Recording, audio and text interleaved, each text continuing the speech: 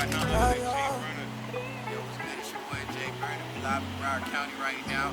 Yeah, with the homie Matt on the Come Up Miami. We in Broward, you dig? Man, I don't care about none of that. Like, cause it's just like I do. Like, 40% down is just that. Like the industry, the gatekeepers of the industry, got to stop like catering to what they catering to. That I would, if somebody felt out of place, of just for me and my confidence or how I was doing, I was apologizing for it, and it was just like, that's not where it should be. Like, I can't make myself uncomfortable to make everyone else happy. Like, my mindset is just like, fuck y'all. I'm always recording, I'm always sitting on music, I'm sitting on records with people that people would not even think that I got records with. Yeah. Type shit. And I'm probably going away from the question, but it's just, I'm just sitting on some heat, and I just, that's my legacy. That's my real estate. Hey, Jay. What's good, fam? Appreciate you letting me interview you. Alright, man, it's an honor, man. I love what you're doing. No, I appreciate it, man. So, man, we just gonna take it back before we even get into the, no more apologies. Okay. You go by different aliases, Barack Obama, Barack O'Burner, yeah, Burna the Beast, yeah, jeez, yeah. Why didn't those stick? Why did Jay Burna stick? Oh man, Jay Burna just stuck because it was just the name that I was called in the neighborhood. Yeah, okay. That was just my name before anybody knew that I was gonna do music. Yeah. It was just like I was just a kid. I had access to all these firearms. Oh, you Jay Burna? Yeah, okay. So that makes sense. So it was like, that was the name that stuck. I think Barack O'Burner and Burna the Beast were just like alter egos. Burna the Beast was like, when I first came out, it was just bar for bar. It was like, yeah, that boy's beast. Yeah, just don't play with me, you feel me? Beast, you dig? You know what I'm saying? Nah, that's good though. I mean, what was your rap? Who influenced you to get into rap? Man, my dad had like Tupac tapes. I had a cousin, RP to D. He was rapping on some CD, and I heard it, and I was just like, I could do this. You know what I'm saying? Nobody knew I could rap. It was just like, I could do this, and then from there, it was just like, I'm just freestyling. And from the freestyles, just the crowd that I would gather just by freestyling was just like, damn, I think I really want to grow up to be a rapper. Yeah, I'm gonna take it back. I feel like it's rude for me not to say this today. Today's an anniversary for one of your tapes. Oh shit, what is that? Believe in Burna. Whoa, okay, dang, okay. October 13. Yeah, that's wild. Yeah, and today, from back then and to making music now, have you seen like, cause there's, music changed, but there's things that stay. What's from back then, from Believe in Burna time up until now, that's that's changed, and what has stayed? People just want music. That's what has stayed the same. People just want music. Like, people literally just want music. Like, they want to be able to consume good music. The only thing that's changed now is just more so like mixtape era, mixtape burning, all that stuff was just, it was free mixtapes. Yeah. It was free tapes. Now it's just like, you gotta pay to, you gotta pay for the music, stuff like that. That's the only thing that's changed, because it's just, I was catering to a base that was just more solely focused on like me rapping. Now I'm catering to a base where it's like women involved in. It's like a bigger sound. You said something that's big. You grew up in the blog era. During that, in the blog era, I feel like during that time you had easy access to like the internet. Just the internet, reaching out to people, trying to get people to to listen to your tape. And then media now, like, what do you take now, I guess, with the difference between the media? Back then, the bloggers were just they were just fans of music. And they were just using their platforms to share the music. Everybody just wanted to listen to music. Like, I was going back to it. Now it's just more so like, now the media's became like the celebrities and stuff like that. So, which is not a bad thing if you do something right. If the light's on you, then you do. Yeah, exactly. So, that's the only difference. But I just feel like, if you in a space of where like you're the person that's asking the questions as opposed to the artist, that just means that you're a fan of the music and you want other people to hear. Yeah, that's true. So I don't think that part has changed. It's just a different dynamic. Going into, I guess now, your EP, No More Apologies. Why the title? That's talking about that album. But like project. Yeah, your project. No More Apologies. Why the name No More Apologies? Just being unapologetic, spreading myself thin. Just like, I was apologizing for being myself for a long time. You know what I'm saying? It was just like, I was just so humble with everything that I would, if somebody felt out of place of just for me and my confidence or how I was doing, I was apologizing for it. And it was just like, that's not where it should be. Like, I can't make myself uncomfortable to make everyone else happy. Like, exactly. Like, nah, like, that's over with. You know what I'm saying? So it's dear you, and dear you, the you is me. And it's no more apologies. That's to like exes, that's to bad business, that's to bad homeboys I had. Like, that's to all of them. Like, I'm not apologizing for nothing that I ain't do wrong. Fuck that. Like, what about your creative direction? What because as an artist now, you kind of like, you know, I know there's probably times where you just want to just be alone in the studio. I know there's a lot of songs that didn't make the tape. Right. You said it before, like, you know, there's a tweet that you put out.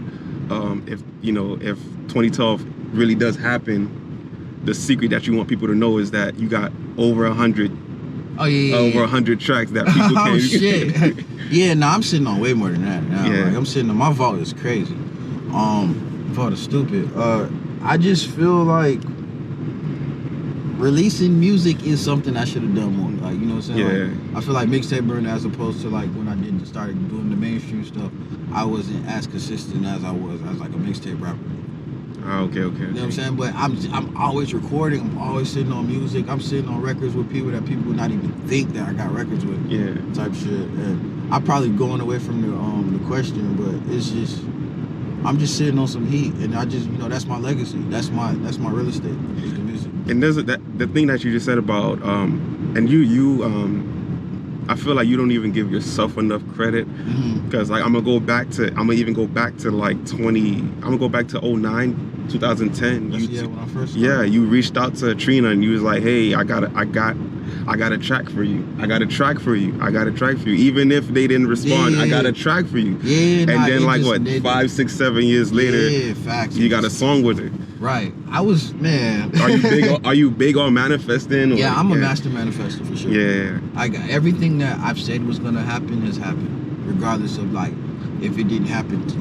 Like the day after or 2 weeks later, everything it's gonna that end I up said was gonna happening. happen has happened. Like I am a master at manifesting what I want for sure. And I think the training thing it was just bound to happen because I wanted to just work with Trina, like, period. And then I think I had a session. I was working on the record Mood at Circle House, and she walks in deep, and it's just me and my team. I think it's just like 5, 6 of us. Trina's like 20 deep.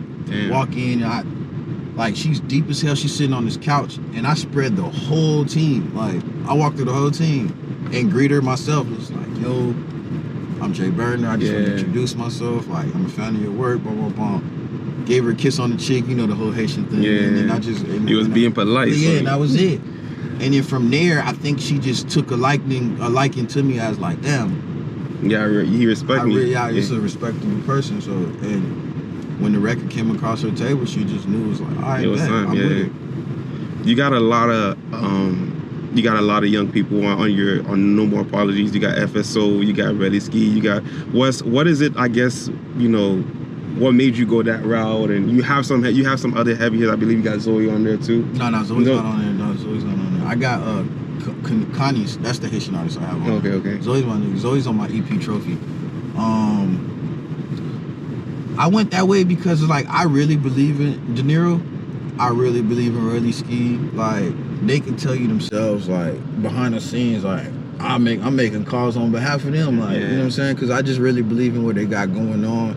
It's just a matter of time until, like, the world knows what they got going on. You know what I'm saying? So, like, I just believe in them, and I think they're fire artists. I'm a fan of their work, and it was not even more so just them being, like, having this younger demographic and none of that. I just, like, really believe in their music. Yeah, so it's like, it just made the most sense, you know. We got multiple records together and stuff like that, so it just worked. It works. With the state of hip hop now, like, you know, reading, you know, articles saying it's down 40% in sales, and artists is, you know, canceling tours. What makes you, I guess, encourage you to keep going, even when you hear stuff like that'll probably discourage you? Man, I don't care about none of that. Like, because it's just like, I do, like, 40% down is just that, like, the industry, the gatekeepers of the industry got to stop, like, catering to what they catering to. Like, like it's time for y'all to change up what y'all doing. Like y'all just so focused on what y'all got going on, y'all not realizing y'all sinking this whole thing. Yeah. Like, but it's not gonna sink because this is the biggest genre in the world. Exactly. It's just like downloads and physical sales is not what it used to be. You know what I'm saying? So it's just like streaming is a thing now, and it's just like, all right, switch up the flow. Like, bring in the people that you know making greater music. It's time to change the spectrum of everything. It's just, but as far as like, I'm not worried about no 40% down. Like, it's just hip hop is now the rock and roll of the world. You know what I'm saying? So it's just like, I'm not tripping. That don't make me nervous at all. When you're going through, I guess, just going back to No More Apologies, the structuring, even like having like you know, the way you have the structuring of the songs. How's that? Do you just, you know, listen to it so much and you put it in a playlist and you think about it that way? Or? I'm big on sonics. You know what I'm saying? So sonically, like when I was a kid, I flew to New York to go sit with Jerry Wonder. One of my mentors early in the industry. And he was just like, yo, it's all about the sonics. I'm like, what the hell is sonics? So he's playing me these records back to back and everything sounds big.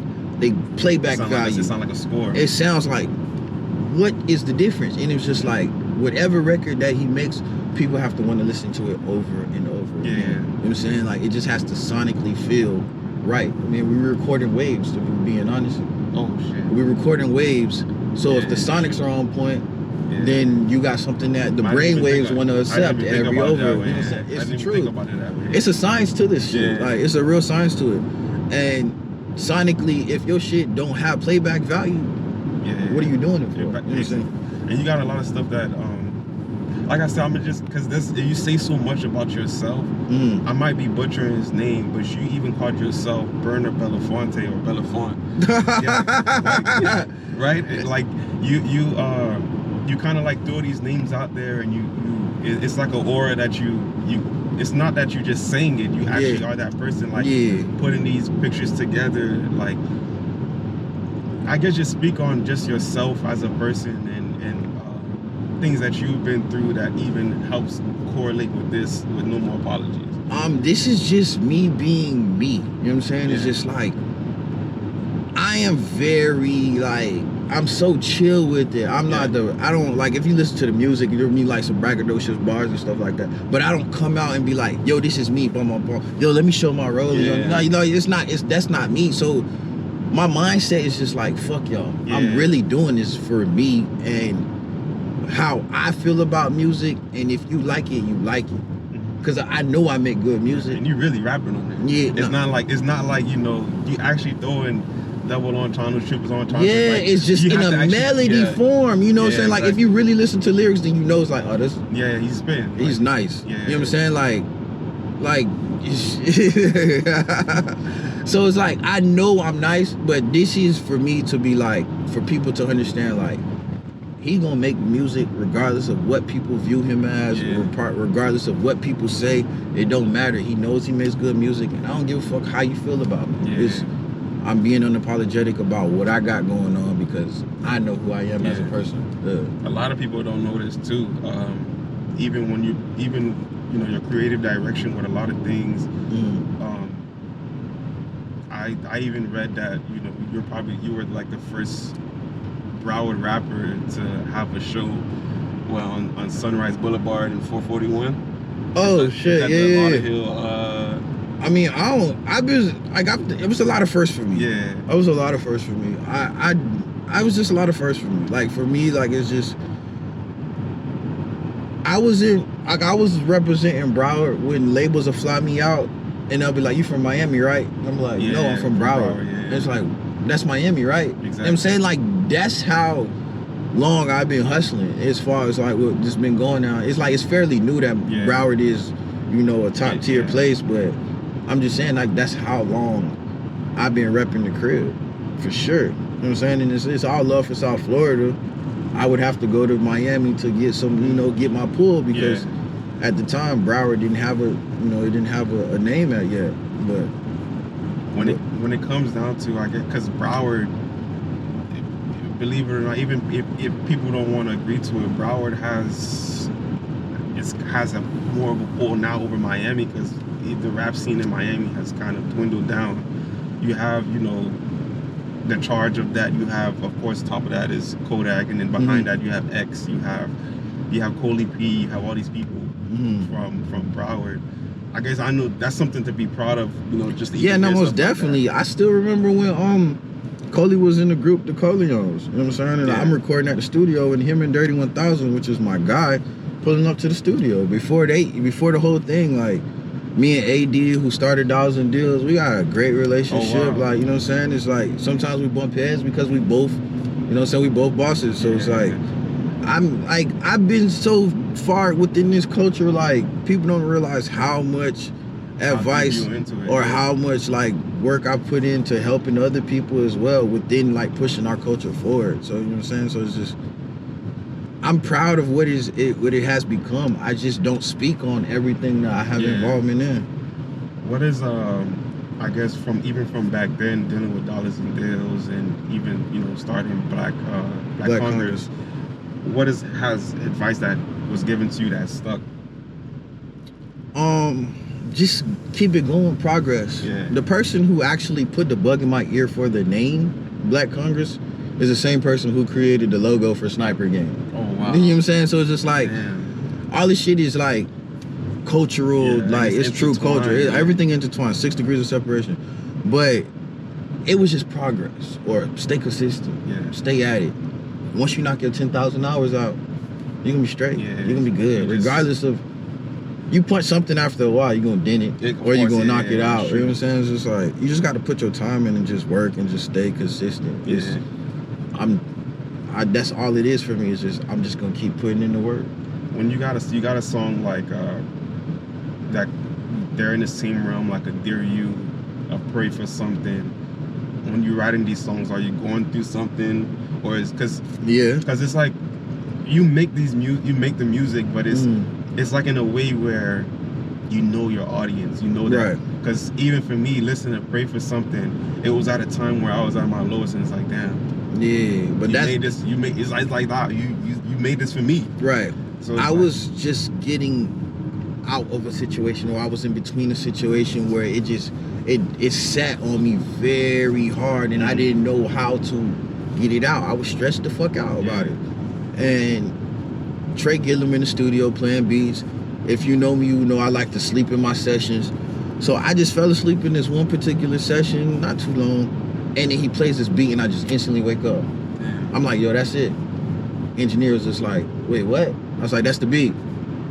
We turn the beat on, we go to cutting the record, and it was just like, the shit that was coming out of, like, what I was saying was just like, I had to get that out. I had to get that out. And it's just like, I felt so relieved. I felt very, because I'm numb to a lot of shit. And that record was allowed me to release. So that was what that was, for sure.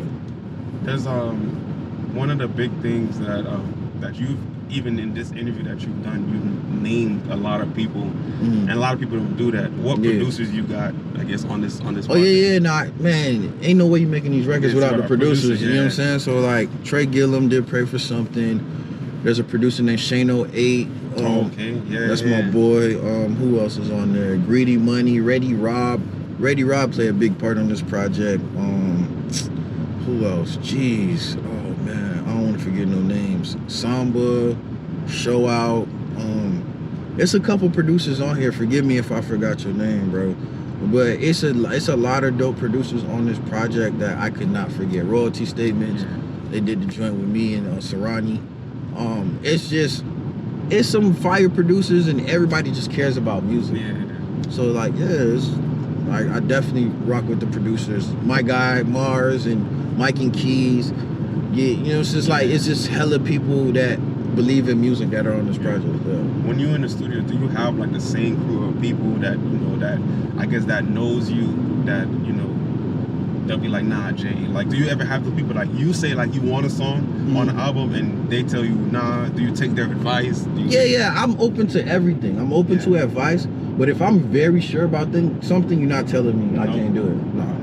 It's like, but I'm open to advice, and if I feel like somebody makes a point, it's just like, nah, I think, and it's just like, I'll listen to it, and if it makes sense, then I'm gonna do it. You know what I'm saying? Because I'm always gonna be a student. I can't never act like I know everything. So definitely in a space of where I do take advice and I'm open to advice. But if I feel strongly about something, I'm still gonna do it. Did you have any of those like during any of these sessions with any of the songs on his album? Nah. All the songs on this project were songs that I would play for people or play for women. They were just like, oh, this is a vibe. Yeah. This is a vibe. I was like, all right, cool. Like, let me figure out all the songs that everybody was sold for and how to put them together and make sure they make the most sense together.